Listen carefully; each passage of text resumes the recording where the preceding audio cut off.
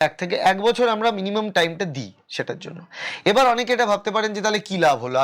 আমি যদি 1 বছরে 20,000 টাকা করে খরচা করি, তাহলে এবার কম্পেয়ার করুন। আপনি 1 বছরে 20,000 টাকা মানে দুটো হাঁটুর ক্ষেত্রে 40,000 টাকা যদি খরচা করেন, 40,000 টাকা 1 বছরে খরচা করছেন, এতে কি করতে হচ্ছে? আপনি আসছেন আমার ক্লিনিকে, আমি আপনাকে ইনজেকশন দিচ্ছি জেল, দিয়ে ওই দিনই তক্ষুনি ছেড়ে দিচ্ছি। আপনি তক্ষুনি হাঁটতে পারছেন। ওই বেলাটা খালি সিঁড়ি ভাঙতে না করা হয়, পরের বেলা থেকে আপনি সব করতে পারছেন। না কোনো ডাউন টাইম আছে, পরের দিন থেকে কাজকর্ম করতে পারছেন, সবকিছু। না পোস্ট অপারেশনের যন্ত্রণা আছে, না কোনো রকমের রিস্ক আছে। আর এই জেলটার কোনো সেরকম সাইড এফেক্ট নেই।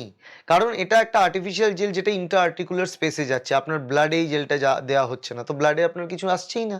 কোনো সাইড এফেক্টের এখানে ব্যাপার নেই। রাইট? তো এইখানে 40,000 টাকা একটা দুটো হাঁটুতে খরচা আর 6,00,000 টাকা একবারে খরচা।